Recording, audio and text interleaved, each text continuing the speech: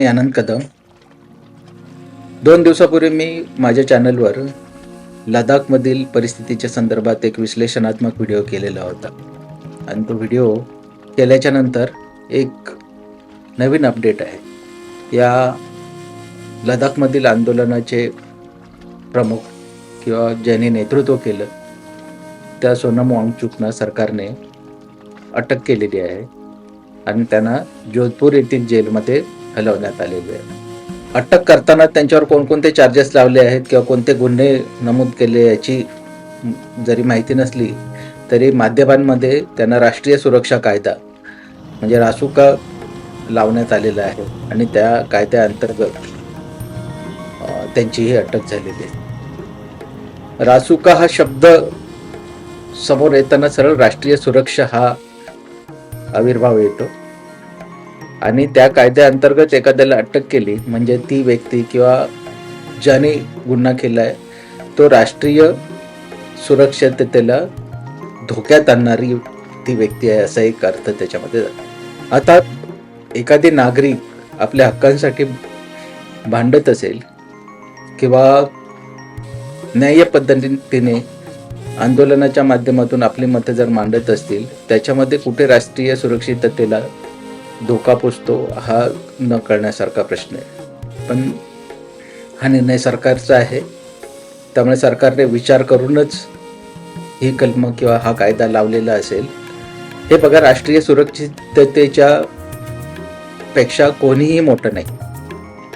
राष्ट्रीय सुरक्षा महत्वाची आहेच, परंतु तो लावताना त्या व्यक्तीचा गुन्हा काय किंवा ती व्यक्ती काय म्हणते याचा देखील विचार करायला पाहिजे. आंदोलनाच्या दरम्यान झालेली हिंसा कधीही क्षम्य नाही. त्याला विरोधच असेल, त्याचं समर्थन होऊ शकत नाही. म्हणजे कोणत्याही तऱ्हेच्या व्हायोलन्सला किंवा हिंसेला कोणीही समर्थन करणार नाही. परंतु आंदोलनाच्या माध्यमातून किंवा आपण उपोषणाच्या माध्यमातून सरकारचं लक्ष आपल्याकडे वेधणं हा काही गुन्हा असेल असं मला वाटत नाही. खरं तर गेल्या 20-25 वर्षात आंदोलनकर्त्यांना गुन्हेगार ठरवणं, देशद्रोही ठरवणं, देशविघातक कृत्यामध्ये सहभागी आहेत असे आरोप लावणं हे गेल्या 20-25 वर्षापासून होत आलं. ते फक्त भारतातच नव्हे तर इतर देशांचा जरी विचार केला तरी सरकारही अशीच वागतात.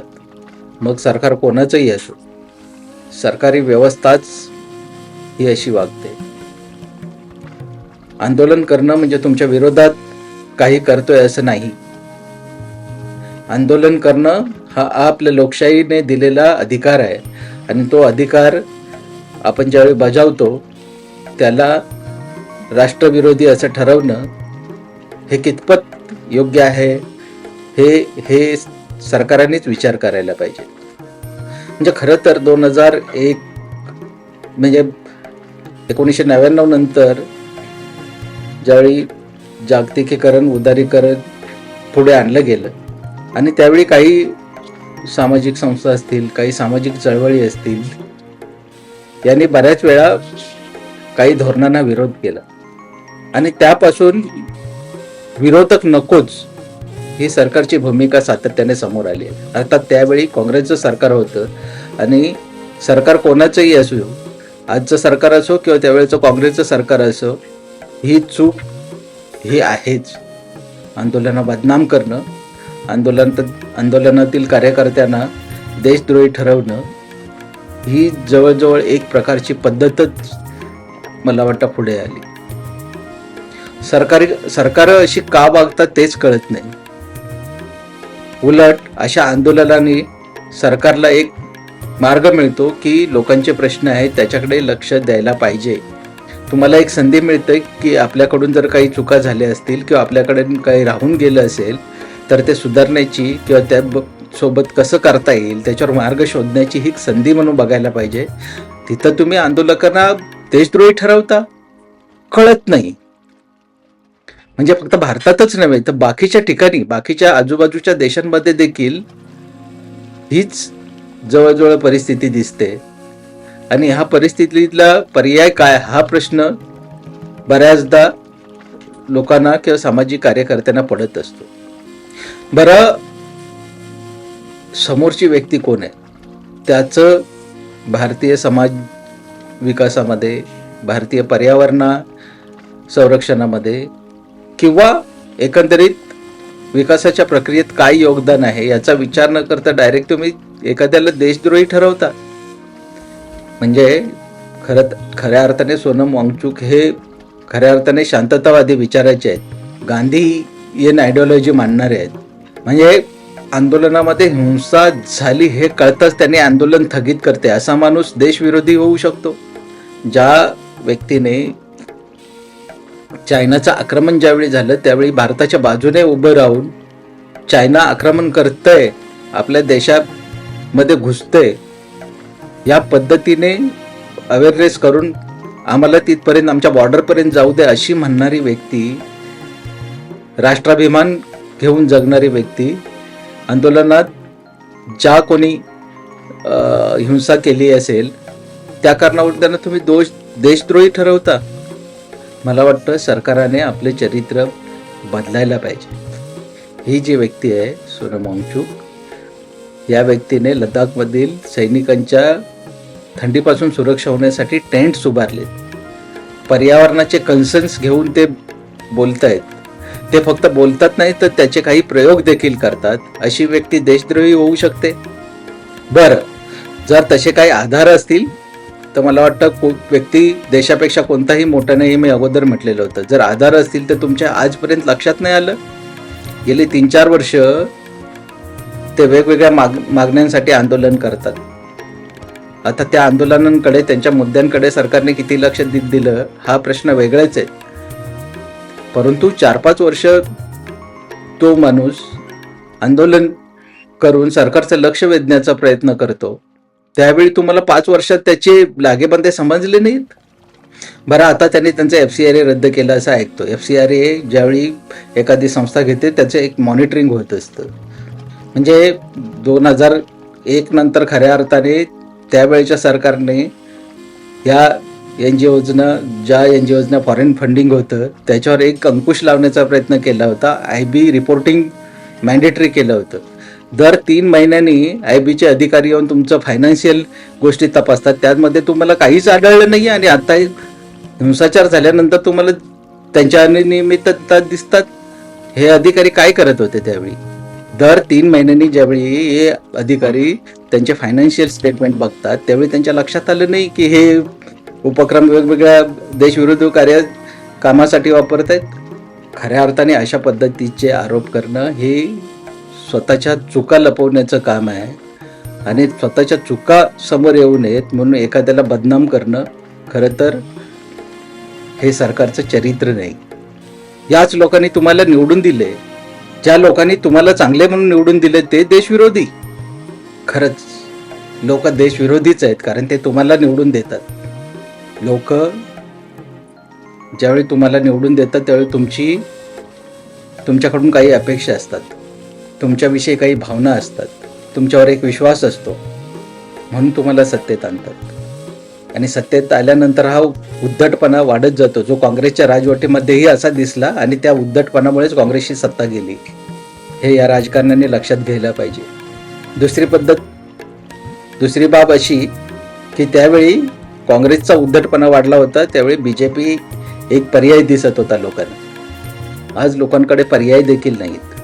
त्यामुळे लोकशाही मार्गाने मागण्या मांडणाऱ्या, आपले प्रश्न मांडणाऱ्यांना तुम्ही प्रत्येक वेळी देशद्रोही ठरवून तुमचं अपयश झाकू शकत नाही. खरं तर मीडियाची एक जबाबदारी असते की अशा मुद्द्यांवर प्रश्न उठवणं, योग्य बाजू समोर आणणं.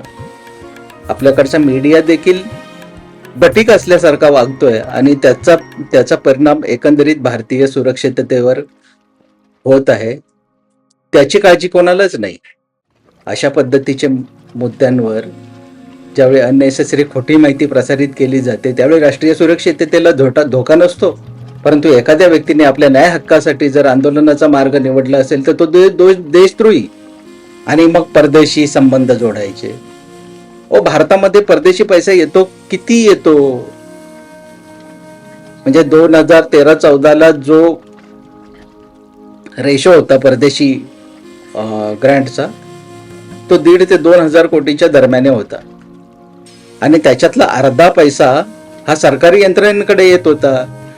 मग सरकारी यंत्रणांनी किंवा इतर संस्थांनी जे पैसे परदेशी पैसे घेतले ते काय देशविरोधी काम करत होते?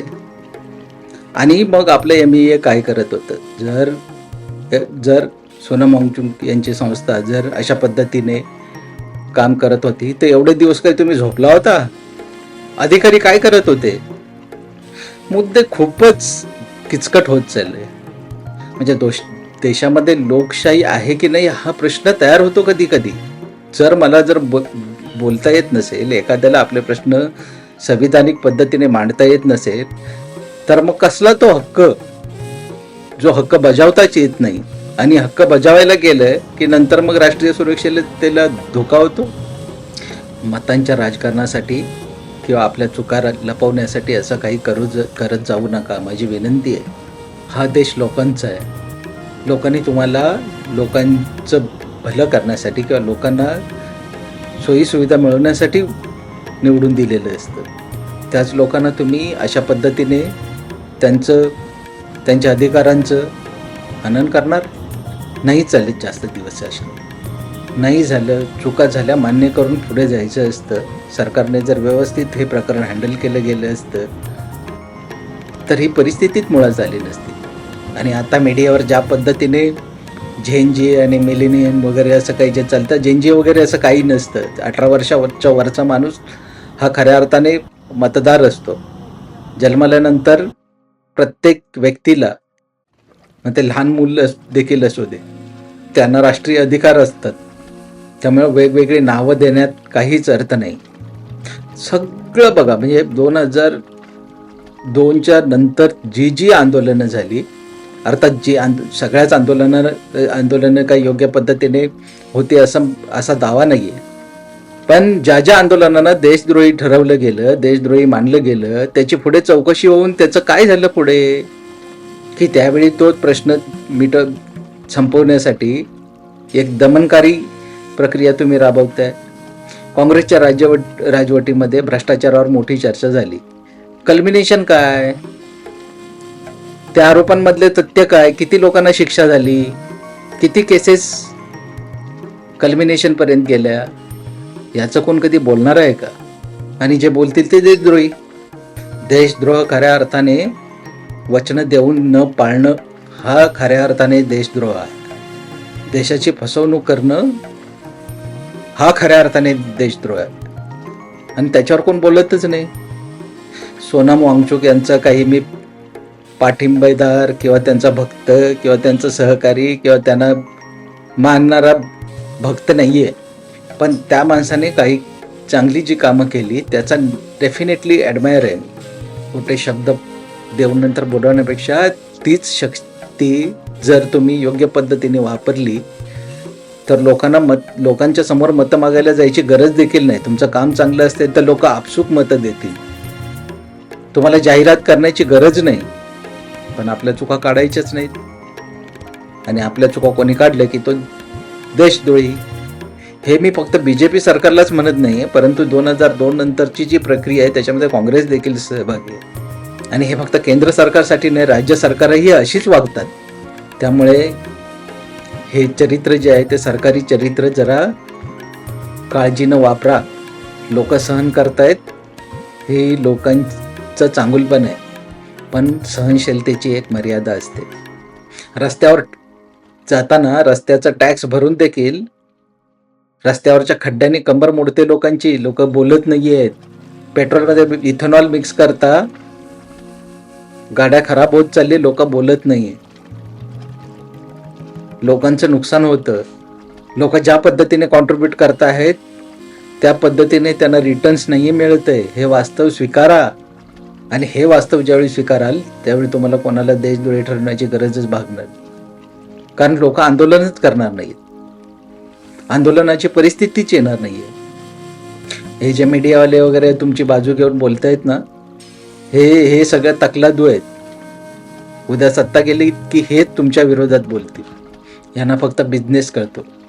खरंच लडाखमध्ये जर अशी काही देशविरोधी किंवा देशाला अडचणीत आणणारी काही गोष्ट घडणार असेल तर त्याच्यावर निश्चितपणे कार्यवाही करा. मग सोनम वांगचुक असो की आणखी कोणी असो, घाला त्यांना जेलमध्ये, पण सत्य समोर आणा. त्याच्यासाठी 5-10 वर्ष लावू नका. लोकांचा अंत बघणं सोडा. लोक काय म्हणतात ते समजून घ्या, त्याला योग्य पद्धतीने रिस्पॉन्ड करा. ज्या गोष्टी शक्य नाहीत त्या गोष्टी होणार नाहीत हे स्पष्टपणे सांगा आणि चूक मान्य करा. आम्ही म्हणालो होतो की असं असं करू, पण ह्या अडचणी आहेत, लोक मान्य करतील. भारतीय जनता लोकशाही मानणारी आहे, लोकशाही मूल्ये समजणारी आहे. त्यांच्याशी त्या पद्धतीने जर तुम्ही निगोशिएशन्स केली तर तुमचं धोरणात्मक आवाका वाढेल. योग्य धोरणं आखलीत तर लोक तुम्हाला पाठिंबा देतील. आणि हे सरकार सगळं हे जनतेचं सरकार आहे, जनतेने निवडून दिलेलं सरकार आहे.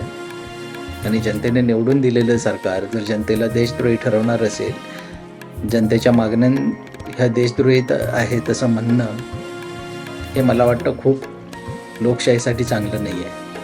बाकीच्या आंदोलनांबद्दल मी आज बोलत नाही आहे, परंतु लक्षात घ्या, ह्याच आंदोलनांना बदनाम करण्याच्या प्रक्रियेमुळे शेतकरी नाराज आहे. आज पाकिस्तान आणि चीनच्या सीमेवर असलेला लडाख तुमच्यावर नाराज आहे.